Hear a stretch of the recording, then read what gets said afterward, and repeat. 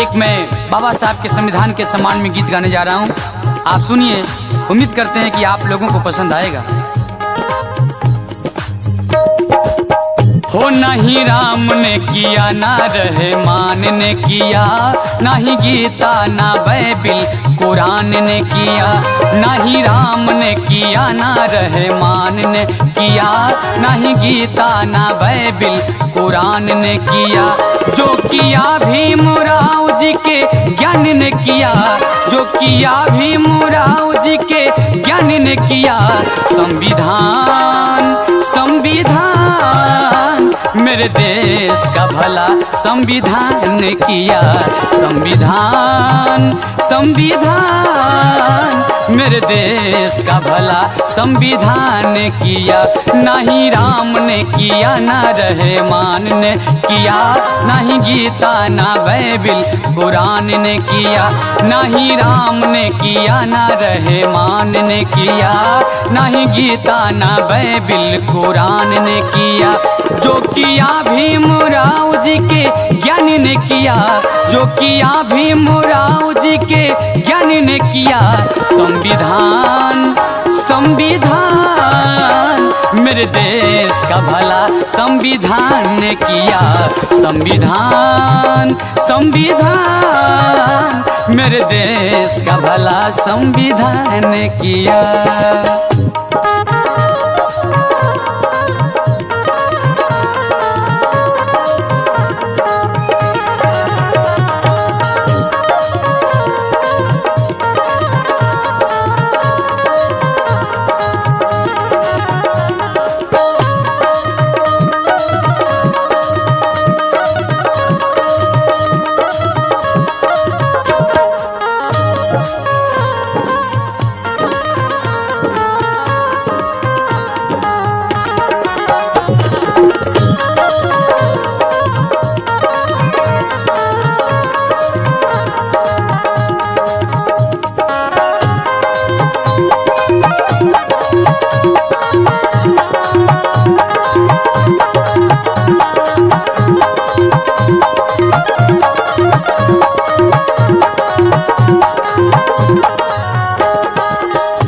क्या भला किया, आइए आगे सुनते हैं। इंसान को दिया जिसने मूल अधिकार हो, शिक्षा समानता दिया उपचार हो।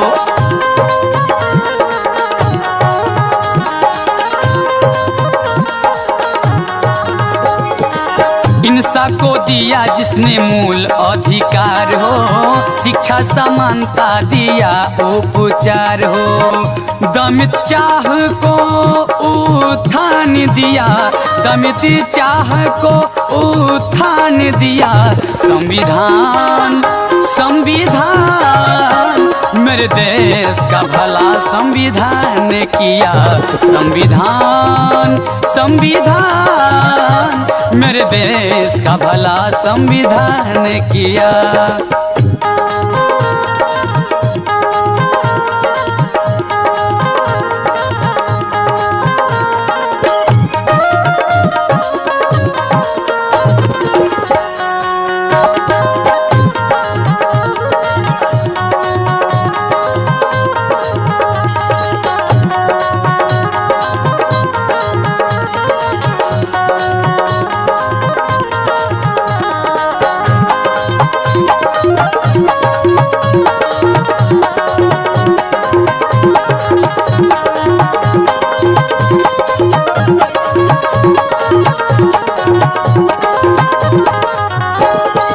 जो भी धर्म धम विरोधी बने थे, जिसके आस्था के फूल खून से सने थे।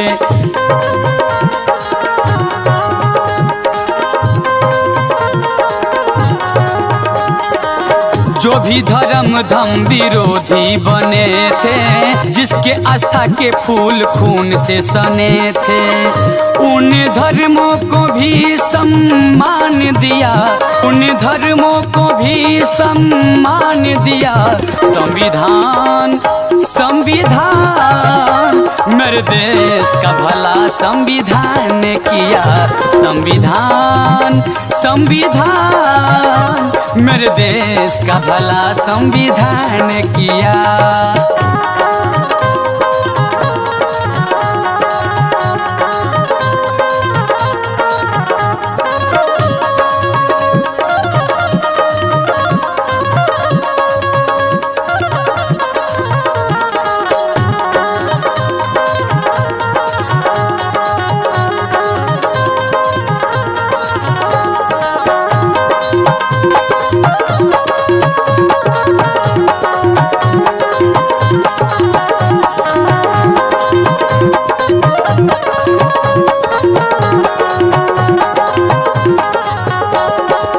दियानी वाला भूखे प्यासे उदर को, चंदन अन्याय मुक्त किया घर घर को।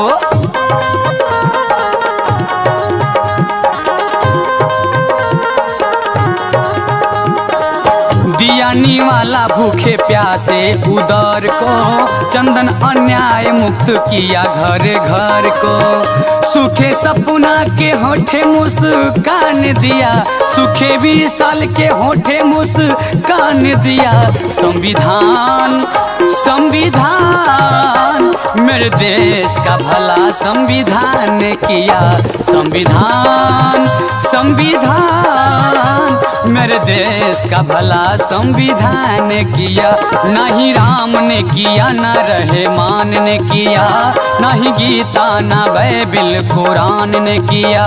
ना ही राम ने किया, ना रहमान ने किया, ना ही गीता ना बाइबिल कुरान ने किया। जो किया भीमराव जी के ज्ञान ने किया, जो किया भीमराव जी के ज्ञान ने किया। संविधान संविधान मेरे देश का भला संविधान ने किया। संविधान संविधान मेरे देश का भला संविधान ने किया। संविधान संविधान मेरे देश का भला संविधान ने किया। संविधान संविधान मेरे देश का भला संविधान ने किया।